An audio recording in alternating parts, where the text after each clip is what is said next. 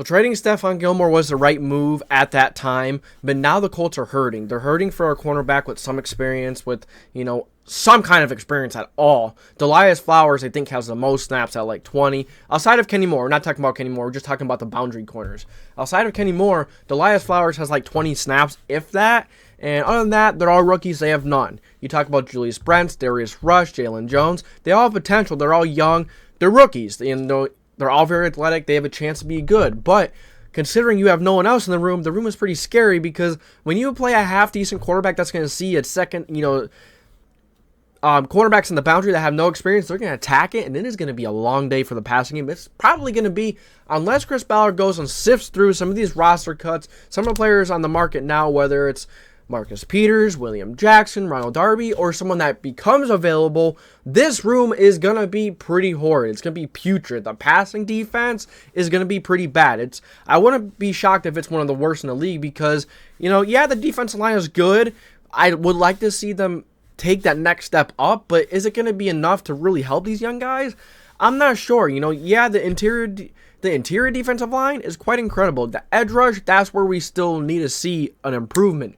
I hope we can see Kwity Paye make that next step. I think Samson Ebukam was an underrated, sneaky signing. You have Deo Dengbo, who can be electric, Tyquan Lewis. You have a lot of players that have the potential and can be good, but that's kind of the problem with this whole team. A lot of them, a lot of this team is either the players are inconsistent from game to game, half to half, quarter to quarter, season to season even. It's very difficult for this team to get anything going. And, is that a product of a head coach of, Carson Wentz and Matt Ryan just struggling to find a strong voice in the locker room that's going to be there, a leader more than 1 year, on the field, and then Frank Reich didn't seem like he had the confidence. And if your ultimate leader and the head coach does not have the confidence, why would the rest of the team have confidence? It's just, they don't. If the person that's supposed to care, that's supposed to run the place, play calling wise, and how they're going to play, how they're going to train, and if he doesn't have the confidence, then why would the players that are learning from him have confidence? They won't. You need direction. You need someone who can point them in the right direction. You need someone who can help them make the right decisions, the good decisions. And, having these very young cornerbacks, they don't have anyone to lead by example on the field. They have Kenny Moore, but he's not a boundary corner. He's not, he's even, now he's inconsistent in the slot. He has not shown a lot. I think he's the highest paid slot, one of the highest, if not. Yet he doesn't play like it. He's very inconsistent from year to year, as a lot of these players are, which is quite depressing. Not really what you like to see from a team that you expect to be good, especially a few years ago. Quite a few years in a row. Now, I'd be surprised if they won 8 games, honestly. There's so much that needs to go right. There's too many questions, and cornerback is one of the biggest questions. Losing Stephon Gilmore is not good. You need to go out, get a guy like Marcus Peters, get a guy like William Jackson, Ronald Darby, anything at this point. Bradley Roby. You need some kind of experience on the outside to help these young guys. I think Jalen Jones is expected to be the third cornerback right now. Let me pull up the Colts roster. It's not looking good.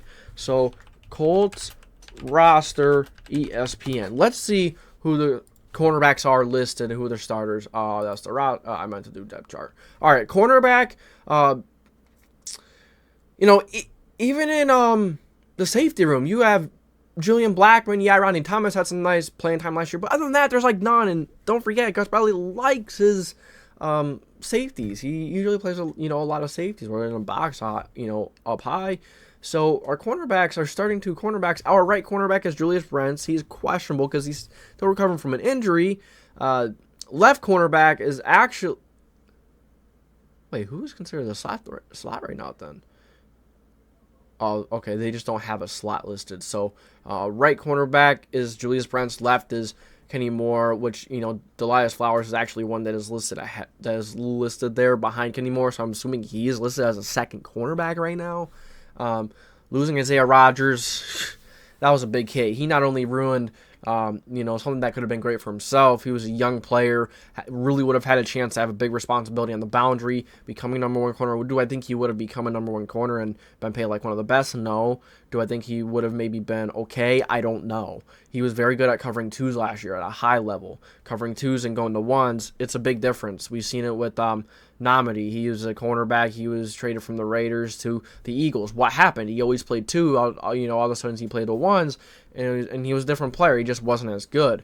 Shout out to one of my friends. He was telling me about that. But Julius Brents, Darius Rush, Darrell Baker, Tony Brown, Marcel Dabble, Kevin Tolliver the second. I mean, it is pretty bad when it comes to the secondary and experience. So, honestly, you heard it here first. Do not be surprised if the Colts secondary, Colts passing defense is one of the worst in the league. It would not shock me if it was the worst. Because, if you play a team with a half-decent offensive line that's going to block these guys up front, these young cornerbacks are going to get eaten alive by a quarterback that can simply drop back, be accurate. And, because these guys are probably going to struggle early on. It's year one. They're all young cornerbacks. None of them were a first-round pick even. And you can't expect none of these guys to have a season like Not Gunnar Minshew, Sauce Gardner, Ahmad Gardner. It's just not realistic to expect a rookie to play like that, a cornerback especially, any player to play at that high of a level at your position year one. So it's rough. It's going to be pretty rough, and we're really going to feel the effects of not having a starter, trading Stephon Gilmore away. I'm not mad at Ballard for that, though. It's not his fault. It's not his fault that Isaiah Rodgers was very naive to the rules. He saw what happened to other players. He gambled anyways. He did what, Stephon Gilmore wanted to go to the team, so he'd have a better chance of winning a ring. He had enough in Indy after 1 year, and I don't blame him. He wanted to go somewhere else. He wanted to go in somewhere else. His time was up here in Indianapolis. He wanted to move on.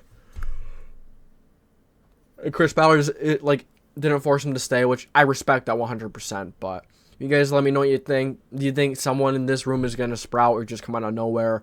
Unless that happens, this is going to be one of the worst cornerback rooms in the NFL. They're so young, so inexperienced. It's hard to believe in them. It's hard to count on them. Even some of the safeties. We'll see. Rodney Thomas actually looked good last year. Julian Blackmon, he's had injury problems, so who knows? That makes it even more difficult. Nick Crossan looked good the time he was in last year, but I don't think he had enough chances. I think he should be put in and given more time as well. So I want you guys to let me know what you think about this situation. It's not very good in my eyes, but maybe you have a different opinion. So let me know what you think. Thank you for tuning into the JDW Sports Talk Show, where your fans welcome. If you enjoy this video, make sure to like, subscribe, put the post notification bell on so you don't miss any future videos. This is JDW Sports Talk Show, signing off.